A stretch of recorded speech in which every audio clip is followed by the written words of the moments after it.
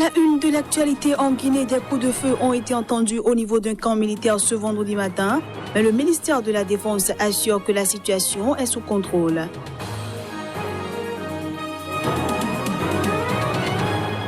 Au moins 2 militaires, un Congolais et un Zambien ont été tués en début de semaine dans des affrontements entre les deux armées régulières à la frontière des deux pays.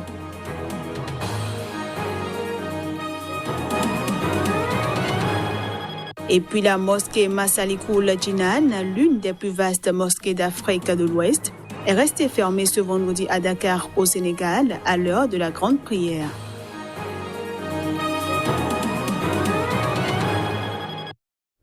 C'est le week-end et c'est un plaisir de vous retrouver à toutes et à tous. Bienvenue.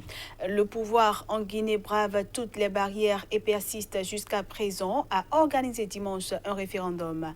Boycott de l'opposition, réprobation internationale, soupçon d'irrégularité et maintenant coronavirus. Rien n'a pu faire reculer le régime d'Alpha Condé. Contre vents et marées, le président guinéen et son équipe entendent tenir le référendum soupçonné de servir les plans du dirigeant pour rester au pouvoir. Après avoir reporté la consultation à la dernière minute, il y a 3 semaines, dans un climat de vive tension, le gouvernement demande aux Guinéens d'aller dimanche dire oui ou non au projet de nouvelle constitution voulu par le président. Dans la foulée, ils pourront élire leur prochain parlement. C'est surtout la constitution qui déchaîne les passions. Depuis mi-octobre, des dizaines, voire des centaines de milliers de Guinéens sont descendus dans la rue contre l'intention prêtée à Condé d'essayer de se succéder à lui-même fin 2020. Au moins 31 civils et un gendarme ont été tués dans des violences. Des dizaines d'opposants ont été arrêtés et jugés. Les brutalités policières sont constamment dénoncées. Alpha Condé, âgé de 82 ans, a été élu en 2010 et réélu en 2015. L'actuelle constitution limite à 2 le nombre de mandats. La nouvelle que propose Condé aussi. Seulement, accuse ses opposants qu'elle lui permettra de remettre son compteur personnel à 0 et de marcher sur les pas des chefs d'État africains qui ont modifié la constitution pour se maintenir au pouvoir. Les remises en cause internationales quant à la crédibilité du vote se sont succédées, étayées par la présence sur les listes électorales de 2,5 millions de noms douteux. L'opposition a promis de boycotter le vote et d'en empêcher la tenue, faisant craindre des violences. Mais rien n'a jusqu'alors dissuadé le gouvernement, pas même l'apparition du coronavirus en mars, avec 2 cas de contamination. À moins de 48 heures de ce double scrutin, des tirs ont été entendus au niveau d'un camp militaire ce vendredi matin. Mais le ministère de la Défense assure que la situation est sous contrôle. Ce vendredi matin, vers 9h, heure locale, plusieurs coups de feu ont retenti dans le camp militaire Alpha Yaya Diallo en banlieue de la capitale. Des sources évoquent le bataillon spécial de Conakry. Immédiatement, des renforts ont quitté le camp Samori Touré de Kaloum. Des armes lourdes et des éléments de la garde présidentielle ont été déployés aux entrées du centre-ville. Autour du camp, les tirs ont cessé rapidement. Dans un communiqué, le ministre de la Défense a indiqué que les forces déployées sur les lieux ont procédé à l'arrestation de 2 assaillants. Tout en invitant la population au calme, il a également affirmé que la situation est sous contrôle et que des enquêtes sont ouvertes. Selon diverses sources, ce sont des militaires mécontents de leur traitement qui ont tiré des coups de feu dans l'espoir d'entraîner avec eux d'autres soldats dans leurs revendications. N'ayant pas trouvé d'adhérents, ils ont préféré prendre la fuite, expliquent ces mêmes sources. Les complices en cavale sont activement recherchés par les services de sécurité.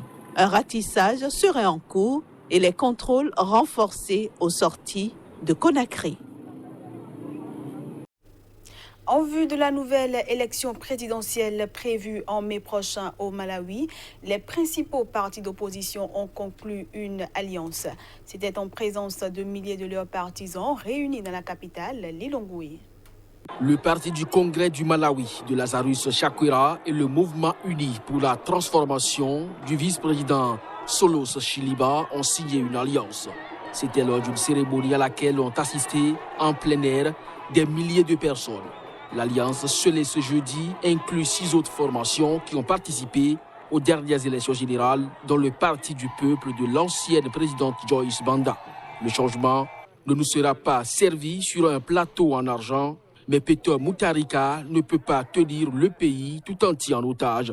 Qu'il le veuille ou non, les élections se tiendront, a déclaré l'opposant Lazarus Chakwera.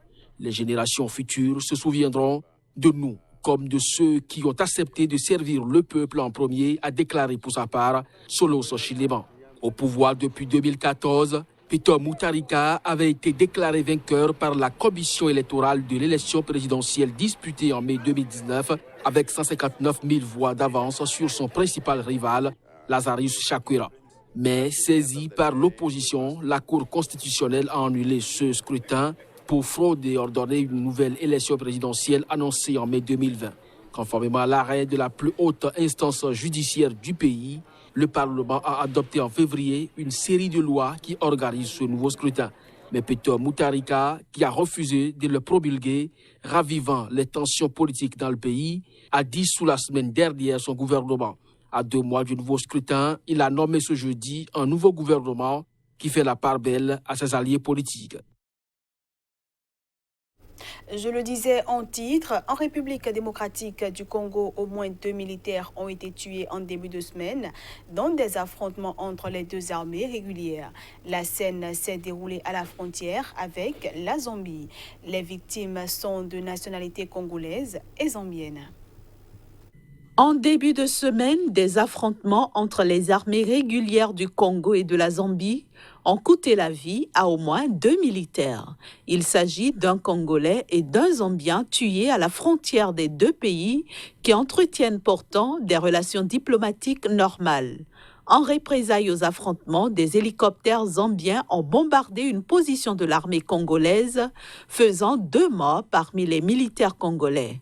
Sans confirmer ce bilan, une source gouvernementale congolaise a indiqué que la situation sur le terrain s'était normalisée après ces affrontements et que les forces loyalistes congolaises ont récupéré l'espace occupé par les militaires zambiens. Des contacts diplomatiques se poursuivent entre les deux États. La ministre congolaise des Affaires étrangères, Marie Tumba Nzeza, a effectué jeudi une visite éclair à Lusaka pour préparer une réunion mixte entre les gouvernements des deux pays membres de la communauté des États d'Afrique australe SADC. Il faut dire que des incidents similaires entre les deux armées avaient éclaté en 1996 et 2006 et en septembre 2016 autour d'une localité congolaise facilement accessible du côté zambien, alors que du côté congolais, le marécage rend difficile tout accès. Le chanteur Orlus Mabele, une figure du soukous, version moderne de la rumba congolaise, est décédé ce jeudi à Paris à l'âge de 67 ans. Mon père est mort du coronavirus. Merci d'honorer sa mémoire. C'est une grande légende du soukous que le peuple congolais perd aujourd'hui, a écrit sa fille, la rappeuse Lisa Monet, sur Twitter. De son vrai nom Aurélien Miatsonama, Orlus Mabele, né à Brazzaville au Congo dans le quartier de Poto-Poto, s'est imposé sur la scène du soukous dans les années 1980 avec le groupe Loketo, fondé en compagnie du guitariste Diblo Dibala. Le soukous, qui n'est autre qu'une variante plus rapide avec l'apport de sons sortis de synthétiseurs et boîtes à rythme de la rumba congolaise des années 50-60. Le musicien était de santé fragile depuis une quinzaine d'années et avait déjà été victime d'un accident vasculaire cérébral. Son dernier album en date, Ça va se savoir, datait de 2004. Au Sénégal, la mosquée Massalikul Jinan, la plus grande mosquée d'Afrique de l'Ouest, était fermée pour la prière du vendredi. À la base, le nouveau coronavirus. Le maintien ou non de la prière collective du vendredi, avec les risques sanitaires qu'elle représente, a divisé l'opinion ces derniers jours au Sénégal. Pays musulman à près de 95%, le Sénégal qui a déjà enregistré près de 40 cas, met les bouchées doubles pour remédier au nouveau coronavirus. Plusieurs mesures ont été prises pour protéger les populations. Les autorités ont fini par annoncer la fermeture des mosquées de Dakar et de sa région vendredi et jusqu'à nouvel ordre. L'une des plus vastes mosquées d'Afrique de l'Ouest est donc restée fermée à Dakar vendredi, jour de grande prière hebdomadaire à cause du coronavirus. Cette décision ultra sensible posait la question de la réaction des leaders religieux, à commencer par les chefs des puissantes confréries qui jouent un rôle primordial dans la société sénégalaise. La confrérie des Mourides, réputée jalouse de son indépendance, s'est finalement conformée à la décision du pouvoir politique. Une consigne contraire aurait constitué un acte de défi. Inauguré en septembre 2019, le lieu de culte géant peut accueillir 30 000 fidèles sous sa coupole dorée, dans ses salles de prière et sur son esplanade. Il matérialise l'influence historiquement exercée au Sénégal par les Mourides et les autres confréries musulmanes. Pour finir cette édition, la Chine semble être désormais un refuge. Le taux de nouvelles infections y tombe à zéro. Conséquence, des dizaines de milliers de Chinois, étudiants ou travailleurs, retournent dans leur pays pour échapper à la crise du coronavirus qui explose à l'étranger. De plus en plus de Chinois sont poussés à rentrer au pays par leurs parents angoissés avec le Covid-19 qui fait rage en Europe. Avions ordinaires, jets privés, tous les moyens sont mis à contribution pour le retour au bercail des membres de la famille. En Chine, où l'épidémie est endiguée, les autorités ont annoncé jeudi 0 nouveau cas d'origine locale. L'épidémie a été contrôlée en Chine. Aux États-Unis, les gens ne portent pas de masque. Et si les Chinois portent des masques, on se fait frapper. Je me sens vraiment calme maintenant que je suis revenu en Chine. Si je m'y étais pris plus tard pour réserver les billets, je n'aurais peut-être pas pu rentrer avant un mois parce que la France est fermée. Je suis donc très heureux d'avoir déjà réservé les billets à l'avance pour revenir.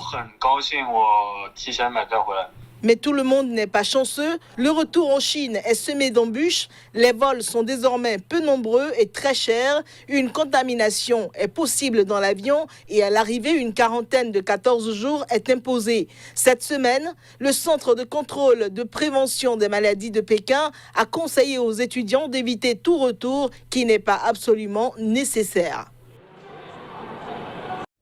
Voilà qui vient mettre un terme à cette édition que je vous remercie d'avoir suivi. Excellent week-end à tous en compagnie des programmes de Cycla TV.